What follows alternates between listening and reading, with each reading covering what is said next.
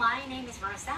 I'm an interpreter, and today I will share with you a step-by-step roadmap on how to become a court-certified interpreter. Good afternoon, my name is Rosa and I'm a certified interpreter. In this video, I will show you how to become a certified court interpreter. Most states are part of the National Center for State Courts, also known as the Consortium. It's Most of the states in the country are part of the consortium. an organization that, among other things, oversees the certification process. It is an organization that oversees the certification of interpreters. But it is a little different from state to state. The first thing you should do But it can differ from state to state. is check out their language access program by state map. The first thing you should know is to enter to their homepage. Then click on the state where you want to certify because that's where the money is. Then you have to click on the link of the state you live. I'll include this link in the description box. I will put this link down below in the description box. Once you visit your state's language access website, contact them to find out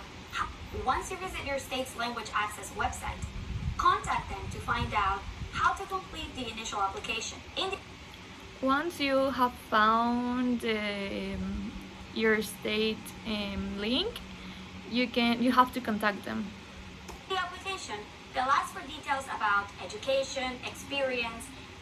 In the application, they'll ask for details about education, experience, and personal information for them to run a background check. In the application, they will ask you for personal details like education and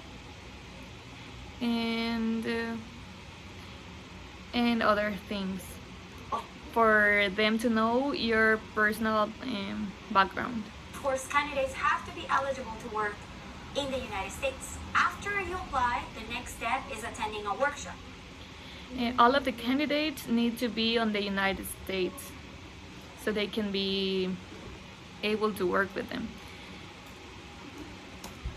In the United States. After you apply, the next step is attending a workshop. Make sure you don't miss the deadline to register for that.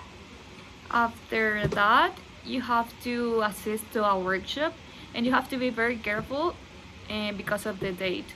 Workshops have limited seating and only take place on specific dates each year. As there are only a few per year and they have limited access.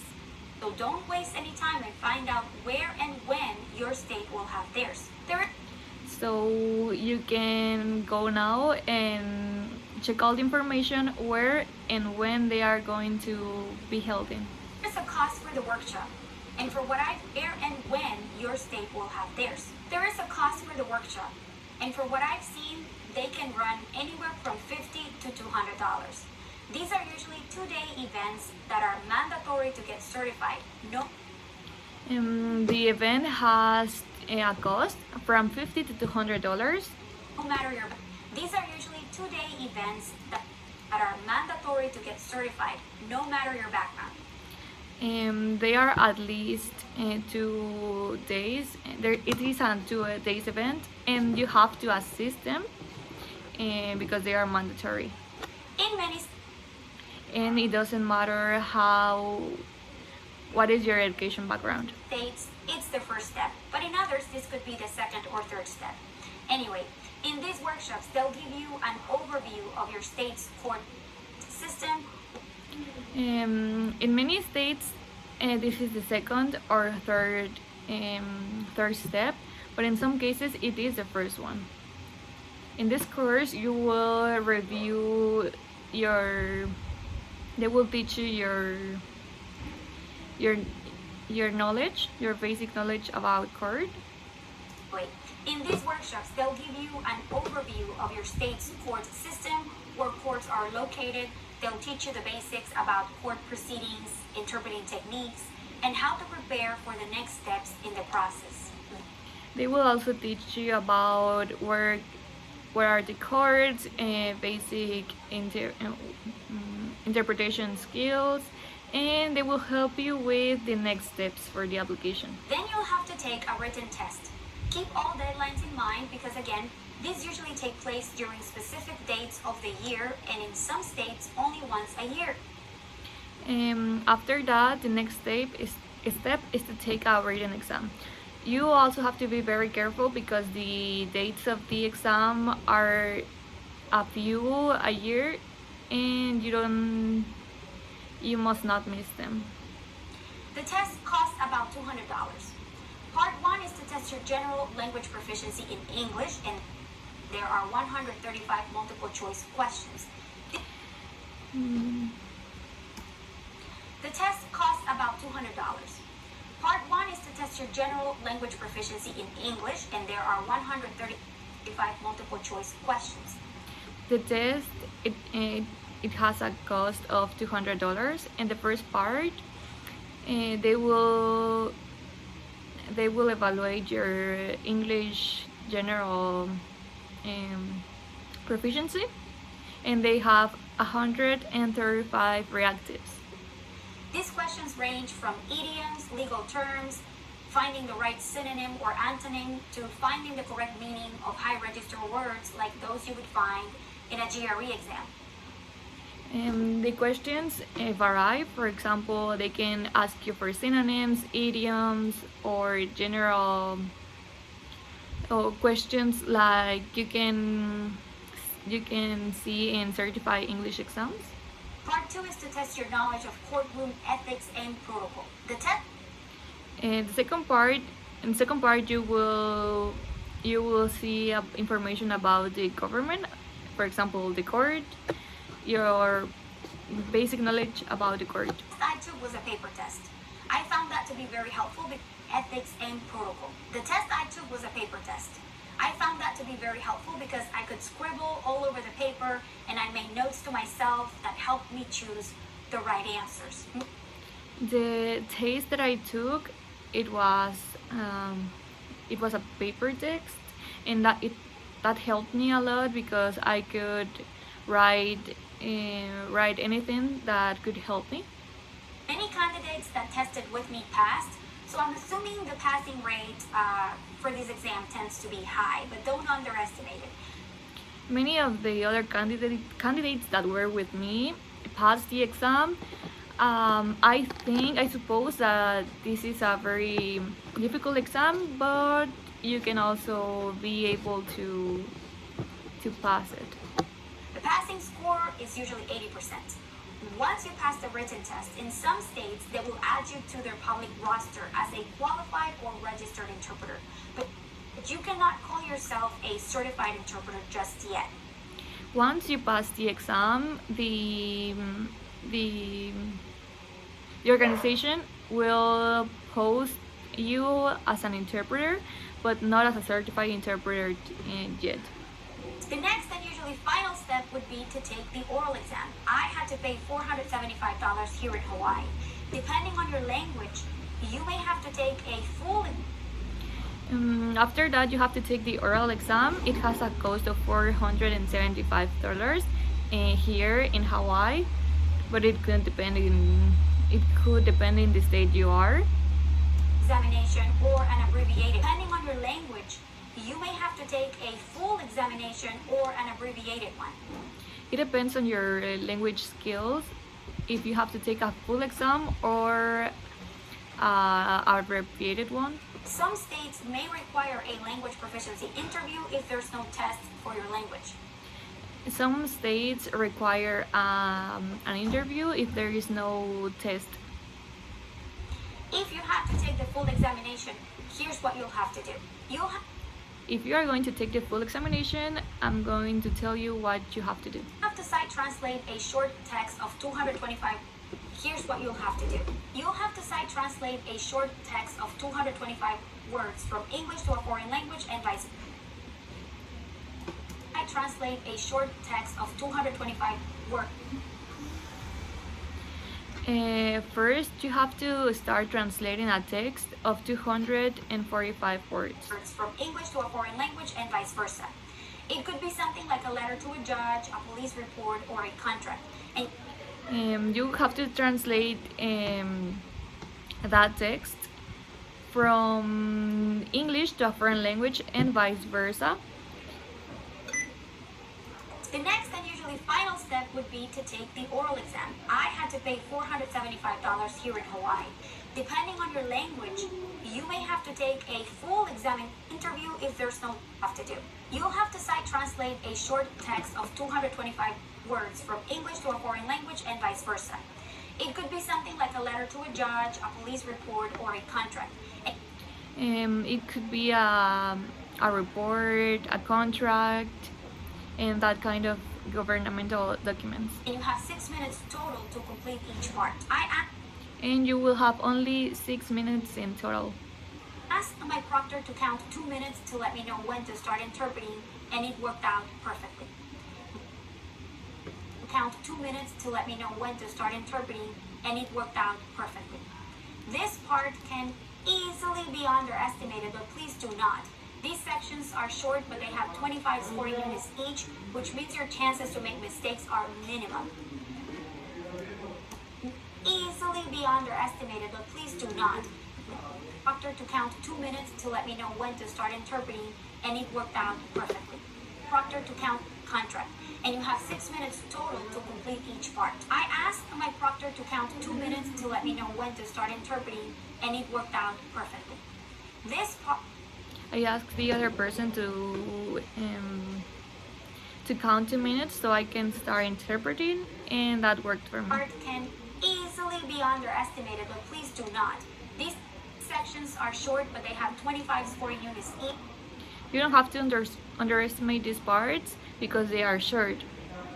Which means your chances to make mistakes are minimum.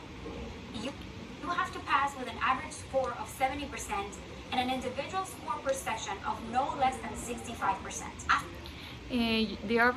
The lesson score to pass the exam is 70%, and per section you have to achieve 65%. After you're done with the sight, you move on to the consecutive part. This is the longest part of the test, and it takes 22 to 30 minutes. The next part is the consecutive part, and it's the part that it takes the longest. There are between 75 to 90 scoring units, and they seem to be spread out nicely. In my case, the scenario was a witness interrogation. The utterances were manageable except for 2 or 3. You only get 2 repetitions, so use them wisely. In my case, I interpreted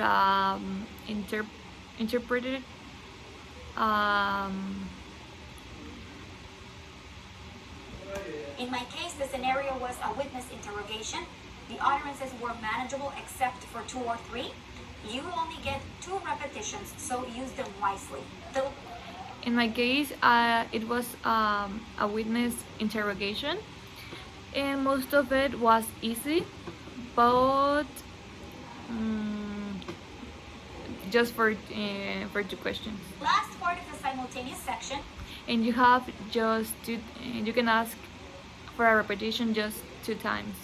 It takes about 10 minutes, and there are 70 sleep. The last part of the simultaneous section, it takes about 10 minutes, and there are 75 scoring units.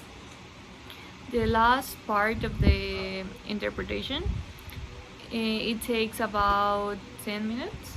It's a scenario section. It takes about 10 minutes, and there are 75 scoring units. It's a scenario where an attorney is delivering either opening or closing arguments to a judge or a jury at a speed of 120 words per minute, and it's only about 850 words long. In this case, you will have to interpret a lawyer who is starting or ending a case, and you have to interpret from at least 100 words per minute. That is the average. Practice, this speed is actually very manageable. Most of it is just the attorney speaking, but one thing that threw me for a loop was an exchange that took place at the end where there were other voices representing a judge and I think another attorney, and I was not expecting that at all. The test, it threw me for a loop was an exchange that took place at the end where there were other voices representing a judge and I think another attorney, and I was not expecting that at all. There was some part that surprised me because I heard other voices of a judge and other lawyers. Test is scored by 2 raters, so it takes time to get your, and I was not expecting that at all. The test is scored by 2 raters, so it takes time to get your grades. The passing score is 70% per section. Once you The rating score is, it could take a minute because there are two people are the ones in charge to rate your exam, and the minimum amount to pass the exam is 70%. to pass the oral test, you can officially call yourself a court-certified interpreter. It took If you pass the oral exam, you are already a certified interpreter. exactly 3 months for me to get my scores. In some states like Hawaii, they have a tier system based on your scores, and they give you priority the higher you score, which means system based on your scores, and they give you priority the higher you score. In my case, it took me several months to pass the exam, and in Hawaii they give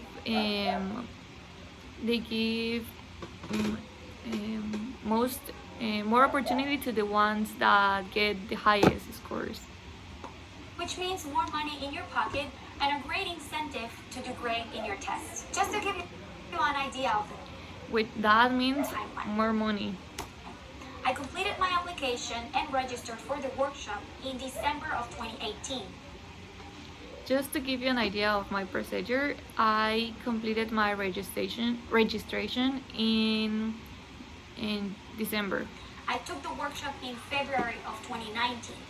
I took the workshop on February. The written test was 2 months later, and the The written test was 2 months after that. oral test in December of that year.